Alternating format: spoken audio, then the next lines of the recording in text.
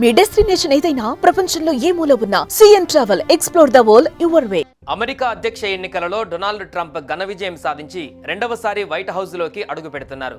మరో 2 నెలలలో ఆయన అధ్యక్షుడిగా ప్రమాణ స్వీకారం చేయనున్నారు. ఇక ప్రస్తుత అధ్యక్షుడు జో బైడెన్ 4 ఏళ్ల పదవీ కాలాన్ని విజయవంతంగా ముగించబోతున్నారు.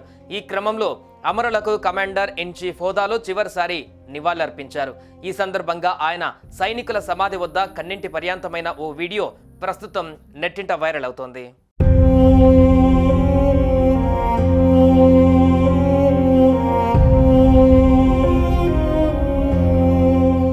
వెటరన్స్ డే సర్వీస్ కార్యక్రమంలో పాల్గొన్న బైడెన్ దేశం కోసం ప్రాణాలర్పించిన అమరుల త్యాగాలను గుర్తు చేసుకుంటూ భావోద్వేగానికి గురయ్యారు.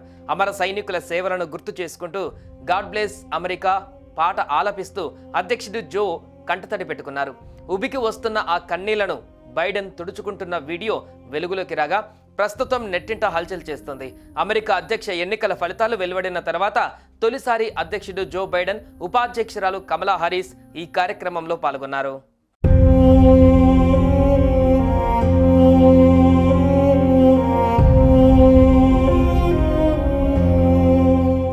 ఓ సైనికుడి సమాధి వద్ద పుష్పగుచ్చం ఉంచిన బైడెన్, హారిస్లు నివాళులర్పించారు. నేను కమాండర్ చీఫ్ హోదాలో ఇక్కడ ఉండటం ఇదే చివరిసారని, నా జీవితంలో దక్కిన గొప్ప గౌరవం అని ఈ సందర్భంగా బైడెన్ అన్నారు.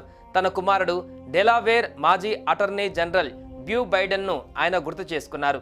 ఇదే సమయంలో సైనిక కుటుంబాలు ఎదుర్కొనే ఇబ్బందులను బైడెన్ గుర్తు చేసుకున్నారు. చాలా మంది తమ వారి కోసం ఎంతో ఆందోళన చెందుతుంటారని అన్నారు.